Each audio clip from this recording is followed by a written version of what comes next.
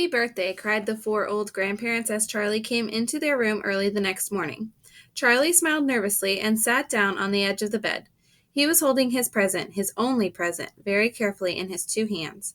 Wonka's Whipple Scrumptious Fudge Mallow Delight, it said on the wrapper.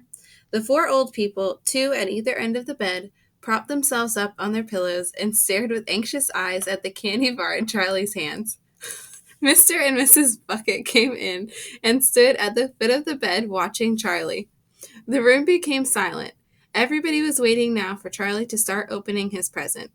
Charlie looked down at the candy bar. He ran his fingers slowly back and forth along the length of it, stroking it lovingly, and the shiny paper wrapper made little sharp, crackly noises in the quiet room.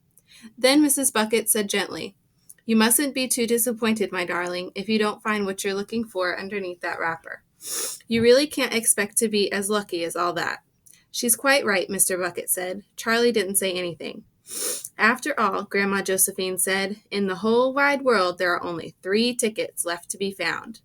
"The thing to remember," Grandma Georgina said, "is that whatever happens, you will still have that bar of candy." "Wonka's Whipple Scrumptious Fudge Mallow Delight," cried Grandpa George. "It's the best of them all. You'll just love it." "Yes," Charlie whispered, "I know.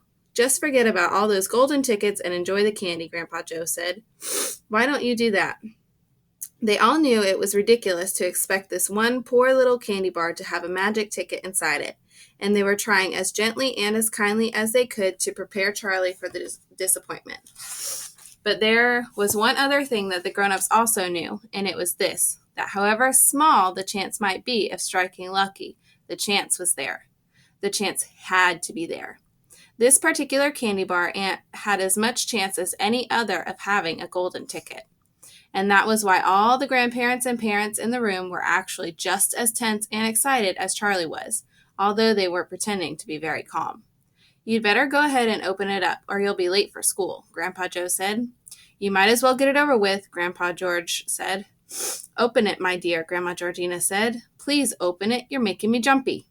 Very slowly, Charlie's fingers began to tear open one small corner of the wrapping paper. The old people in the bed all leaned forward, craning their saggy necks. Then suddenly, as though he couldn't bear the suspense any longer, Charlie tore the wrapper right down the middle, and onto his lap there fell a light brown, creamy-colored chocolate candy bar. There was no sign of a golden ticket anywhere. "Well, that's that," said Grandpa Joe brightly. "It's just what we expected." Charlie looked up. 4 kind old faces were watching him intently from the bed. He smiled at them, a small, sad smile, and then he shrugged his shoulders and picked up the candy bar and held it out to his mother, and said, "Here, Mother, have a bit. We'll share it. I want everybody to taste it."